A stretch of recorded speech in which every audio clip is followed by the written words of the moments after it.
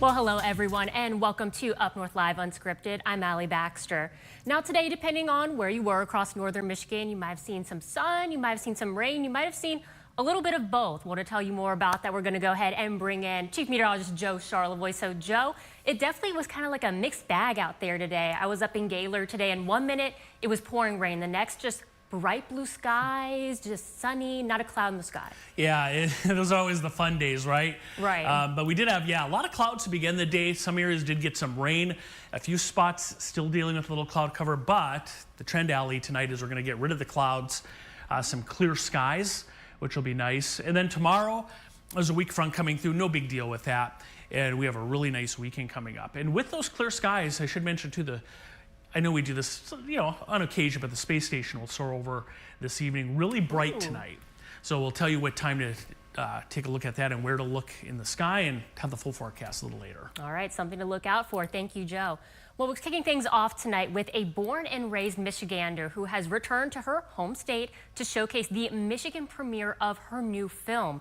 Tinley Kellogg started her acting career at the Old Town Playhouse in Traverse City just when she was 4 years old, and then at 9 years old, she began her film career with the 2020 film Faith Under Fire. Sunfish and Other Stories on Green Lake is a coming-of-age story filmed in Interlochen on Green Lake. That's her new film. It's directed by Sierra Falconer, another Michigan native. Sunfish will be shown at the State Theater in downtown Traverse City tonight, starting at 7 p.m. And before that showing starts, Tinley is joining us remotely now. Hello. Hi, Tinley. Can you hear me? Yes, I can hear you. Can you hear me? Yes, absolutely. Well, thank you for joining us tonight on UpNorthLive Unscripted, right before the big premiere tonight. Of course. Thank you for having me. So you got your start in Traverse City at the Old Town Playhouse, like we just mentioned. What inspired you to get into acting and performance? I think when I was younger, you know how your mom kind of just throws you into everything, or your parent just throws you into everything to see what sticks. Acting just kind of was the thing that stuck for me. And so I just started doing classes after classes after classes at the Old Town Playhouse, and slowly I just fell in love with it. And that is such a great resource that we have in the Traverse City community. Now, you have a few films under your belt, but your latest film brought you back home here to Michigan. How did you get involved with the Sunfish film? So with the Sunfish film, the casting director, Jamie Gallagher, she is amazing. She actually cast me in my first commercial when I was only 9 years old. It was a United Way commercial. And she kind of brought me up in mind for the casting of the role of Blue Jay for the film. And she brought me up to Sierra, and then I auditioned, and me and Sierra got to talking, and we realized that we both grew up here, and it all just sort of clicked into place. Well, and I just watched that trailer earlier today, and a lot of our northern Michigan folks, they're going to see a lot of familiar scenes specifically around the Interlochen, Green Lake areas. But, for those who aren't familiar with the plot of this movie, what is it about? Like a quick 30-second synopsis. Okay, so it's an anthology film of 4 different coming-of-age stories. You should be able to relate with one of the characters, or at least one of the characters throughout the films. It's 4 different coming-of-age stories where the main character is actually the lake that we live on. You get a bunch of different stories and a bunch of different viewpoints on living in lake life and just how it feels. Gotcha. And now, what's one thing you want people to take away from this film? That's a really good question. Honestly, I think just understanding that life, even in the boring moments, it's still really beautiful. It doesn't have to be on the movie screen to be amazing. It can just be sitting by the campfire looking out at the lake at night. And when does this movie come out? Is the big premiere tonight and then people can get tickets after? So tonight, I believe, is one of our only screenings here in TC, but I really hope that we can do more. I do know that if you come down to the box office, like right now, then you can get into the standby line and you might be able to get tickets to it. But other than that, I think we're just keeping our fingers crossed that we can get some more screenings under our belt here in TC. We have a couple down in Milford. I know that's going on, but I think other than that, tonight was our only screening here in Traverse City where we filmed. All right. Well, Tinley, I know you've got that screening starting in just 20-ish minutes, so we won't take you away from that. But anything else you want people to know about this film? This film is really a work of art, and it's just truly something amazing. And if you can come see it, I would definitely recommend, and I'm not being biased, but I would definitely recommend coming and seeing it. It's definitely something that you should see. All right, well, Tinley, thank you so much for joining us here tonight on Up North Live Unscripted. Moving now we're going to one of our top stories tonight. Michigan's archery deer season starts October 1st. That's right around the corner. But hunters could face some unexpected hurdles this year, from weather impacts to a potential state government shutdown. Now, our Tony Lundy tells us how hunters can be ready for this season. The Michigan DNR says the 2025 deer season looks strong overall, despite challenges like heavy snowfall in the Upper Peninsula and an ongoing deer disease breakout in the southern Lower Peninsula. But a possible government shutdown on October 1st, the very day archery season opens, could disrupt hunters' plans, especially when it comes to buying licenses and tracking harvest data. Every state department is working on contingency plans in the event of a shutdown, and next week will be an important week for that as we hear plans as they roll out. I can confirm that we have determined we'll be able to keep our eyes in the field. That's the system that we use to report any sick or ill deer or other wildlife. Will still be up and running, and other systems we're continuing to figure out what we'll be able to keep supported through a potential shutdown. And reporting deer harvest could also be affected, impacting data tracking and population management. Our business is completely based on deer hunting and hunting other animals, so it's pretty important to us, and there's the biological end of it, and we harvest them to keep them in check. So yeah, I will make sure that people, when they drop by, that mention they might want to get their tags if they don't have them already. Despite these uncertainties, hunters are gearing up with equipment and last-minute essentials. Guernsey advises carrying a cell phone this season for safety, especially given the unusual challenges. In Wexford County, Tony Lundy, Up North Live News. And our question of the day goes along with Tony's report. If you hunt, which season do you prefer? We've got the options archery, firearm, or muzzleloader. Now, there is still time to vote. You can scan the QR code on your screen now. For those of you joining us online, you'll see this screen again during the commercial break. Well, Tuesday we told you about a mother's fight to get a break in the case for her son's unsolved murder. Dean Paget was shot and killed a year ago in his driveway in Otsego County. Now, who killed him still isn't known. Now, today I was able to go up to Gaylord and meet with Bobby Holbert. She spent most of her day today on the Otsego County Courthouse lawn, raising awareness of her son's case and other unsolved cases across northern Michigan. Our first initial thought was maybe they had a suspect. After our interview with Bobby Holbert earlier this week, Bobby says she got a call from the Otsego County Sheriff's Office, the law enforcement agency investigating the murder of her son, Dean Paget.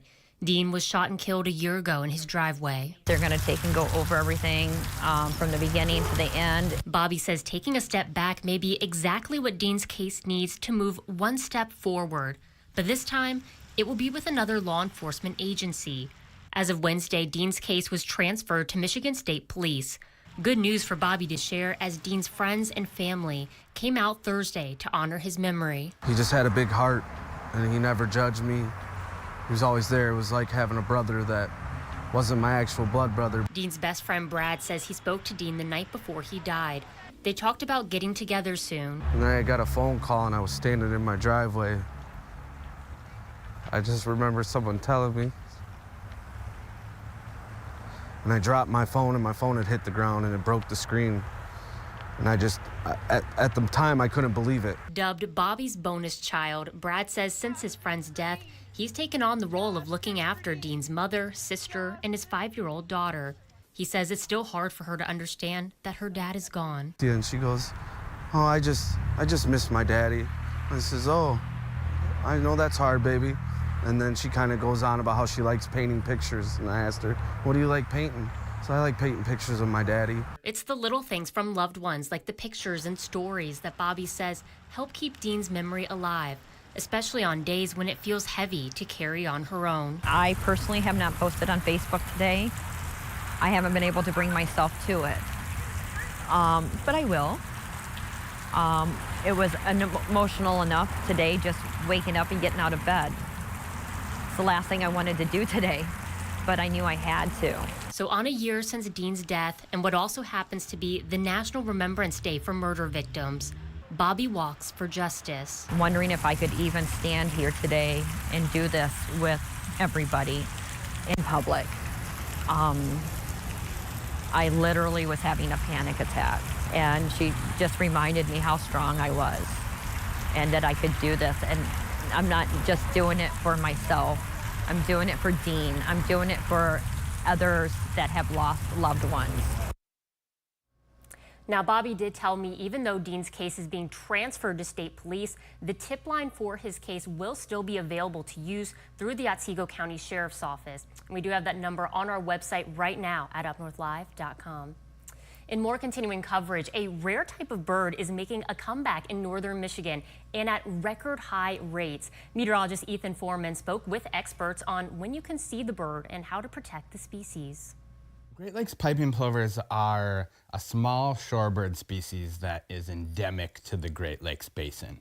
They actually only breed on Great Lakes shorelines, typically associated with wide beaches and dune systems. Great Lakes piping plovers are a rare species of bird, but they are hitting record numbers as of recent in northern Michigan and across the country. They've gone from a low of 12 pairs in 1990 to 88 pairs this year, so they've really increased since then. But their core range remains sleeping bear dunes. Cavalieri says that out of the 88 pairs of the piping plovers this year, there were 34 pairs at the Sleeping Bear Dunes. The others nested in other areas of the state. They nest from as far south in Michigan as Silver Lake State Park and as far north in Michigan as Grand Marais, Whitefish Point, also along the North Shore Lake Michigan. The piping plovers have retreated south for the year, but you can catch them again next year. And they winter in along the Atlantic coast and the Gulf, from South Carolina, Georgia, Florida, a few in Louisiana, Alabama, Texas, even some in the Yucatan and Mexico. If you want to see them here in Michigan, you can usually catch them from April through early August, but the best time to see them is in the months of May and June. We close areas of the beach for the plovers when they're nesting so that their nest can stay safe. And they also aren't, harassed too much and abandon their nests. If you do see piping plovers, make sure you give them space and keep them away from pets. If you see closed area signs or signs that say, please keep your pet away or your pet on a leash, if you abide by those signs, you'll be doing the birds a big favor. Cavalieri also wants to remind you to pick up after yourself as it attracts predator species and might eat the plovers, plover eggs, or chicks. Piping plovers are really scared of dogs. There's been research that show that they flash from a dog over 300 feet farther than from a person. In Leelanau County, Ethan Foreman, Up North Live News. Thank you, Ethan, for that report. Each bird is banded with colored bands that identify it. This is part of the piping plover monitoring and recovery efforts. Those colored bands allow researchers and park staff to keep track of longevity, faithfulness to nest sites, and mates and genetics, among other things. Well, we're going to go ahead and head into our first commercial break. And again, for those of you joining us online, you do still have an opportunity to vote in our question of the day. Again, that is, if you hunt, which season do you prefer? And also leave us a comment. Tell us which of the options between archery, firearm, and muzzleloader that you would choose and why. Coming up, we'll check in with meteorologist Joe Charlevoix after the break. I'm Jada Johnson from Big Boys TV, and the Fish and Game Report is sponsored by Johnson's Propane.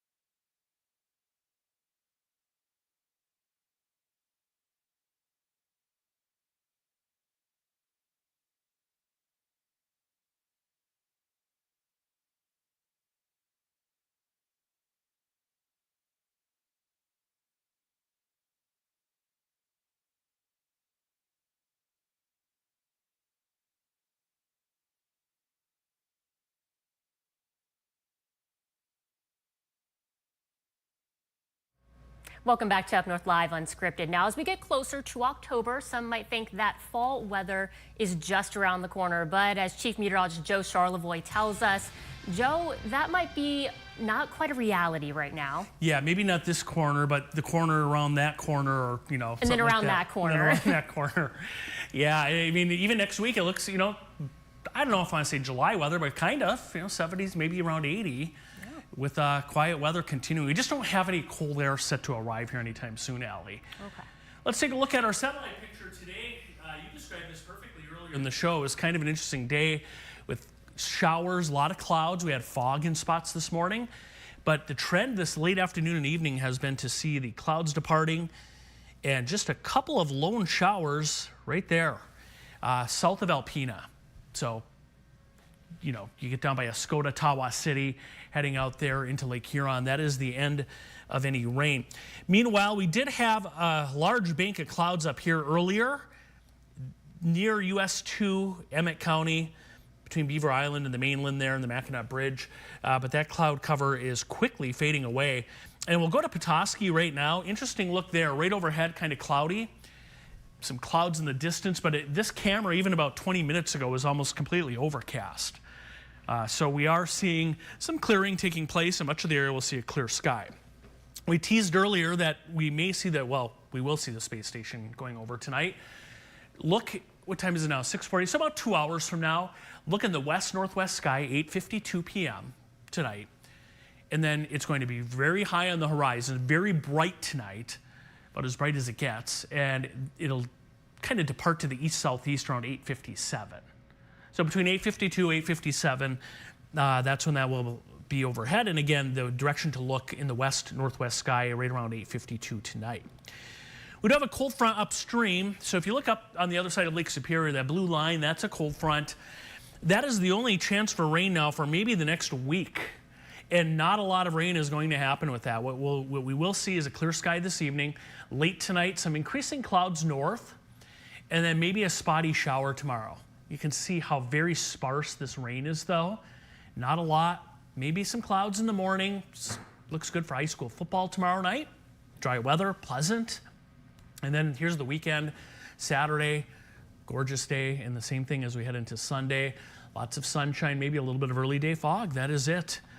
And the weekend shapes up like this. 70s, both Saturday and Sunday. A mix of sun and clouds, warm weather. And then Sunday, we're going to just put sunshine in all day long. And not just those 2 days. Look at next week. Here's our sunshine forecast. Monday, Tuesday, even into Wednesday. Lots of sunshine is in the forecast. And I feel like I'm repeating myself. And you know why? Because I am. Lots of sun. 60s, 70s, mainly 70s as we head into next week. So a very quiet stretch coming up here, Allie, overall. All right, well, thank you, Joe. We're going to go ahead and head into our next commercial break, but when we're back, we're going to go ahead and check in with Sports Director Harrison Beebe. You're watching Up North Live Unscripted.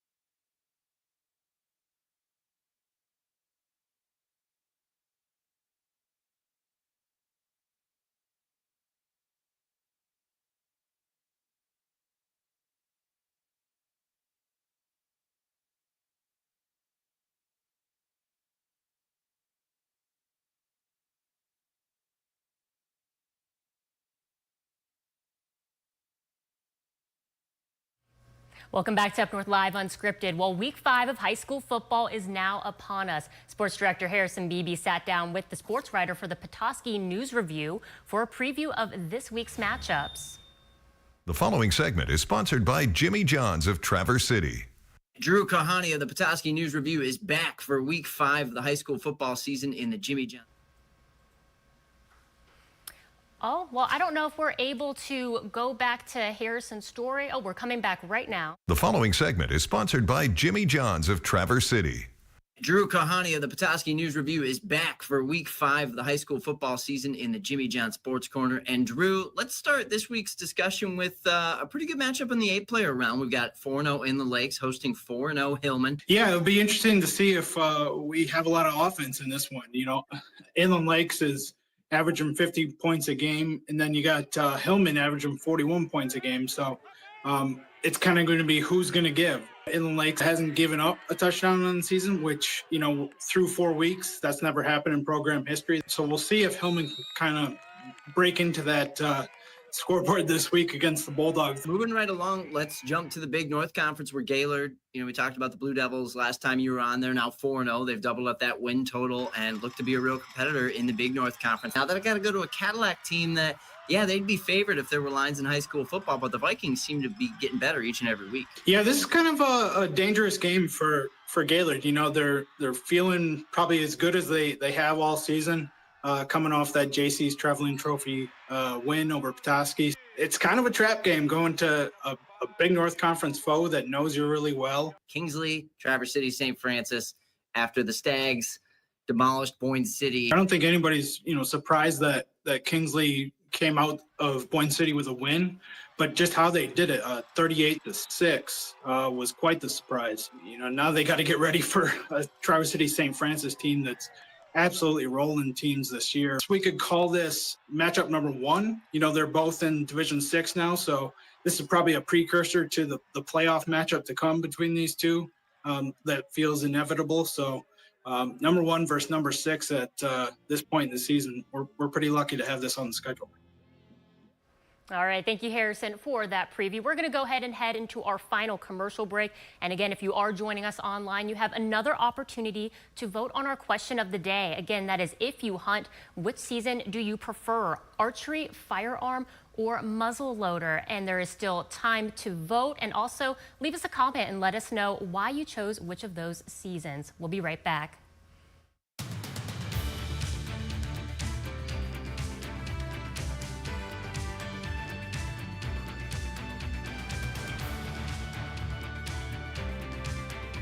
Salon services are furnished by Epiphany Advanced Academy in East Acme.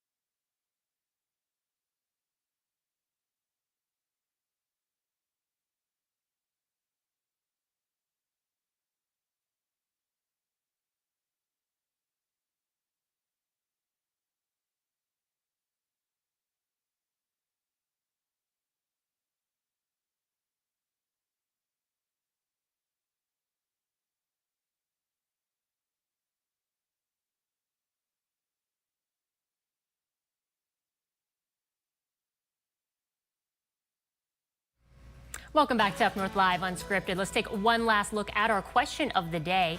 If you hunt, which season do you prefer? And we've got some of the statistics here for you. Out of 75 votes, we've got archery at 28%, firearm at 69%, and muzzleloader at 3%. Well, that'll do it for us tonight on Up North Live Unscripted, but join us later tonight for Up North Live News at 11.